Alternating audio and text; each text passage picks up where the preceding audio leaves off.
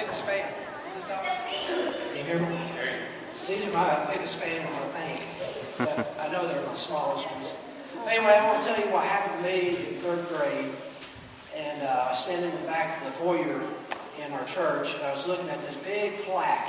And on this plaque, it had a lot of little pictures on it of people. And the preacher saw that I was looking at it and came over and he said, "Son, do you have a question about this plaque?" And I said, "Yeah." I said, "What is this?" And he said, "Well, son, this is a memorial of members of church members who died in service." So I continued looking at it, and about 5 minutes later, that preacher looked over and saw that I was still looking at it, and came over and said, "Son, do you have a problem with this plaque or another question?" I said, "Yeah." I said, "These people, did they die in the 8:30 service or 11 o'clock service?" So, who all believes animals die when they go to heaven? Well, you're wrong. They usually go to heaven or die and then go to heaven.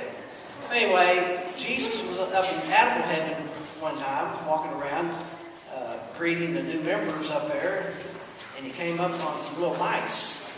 And he asked the mice how they liked heaven. Right. And the mice said, "Oh, this place is fabulous. The cheese is so good. The seeds are sweet. There's so many places to hide." And Jesus said, "Well, I'm glad you like it. If there's anything else we can do to make it more comfortable here for you, just let me know." And one of them speaks up and says, "Well, there is one little thing. We're so small. This place is so huge. It's not like the other animals. We can't get around very, very fast. And there's no way we can see this place all in one, take us forever." So Jesus opens up his arm and shazam, each little mouse had his own little pair of rollerblades. And off they skated.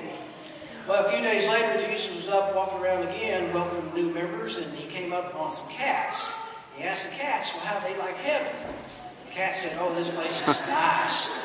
The trees are just perfect for climbing, and there's goat dust in our litter boxes, and oh, we really like those little bills on wheels." And one last little story. Who's ever been bear hunting before? All right, yeah, sure you have. Well, I went bear hunting one time, and I shot at a big old grizzly bear, huge bear. And unfortunately, I missed. And that made that bear mad, and he started chasing me.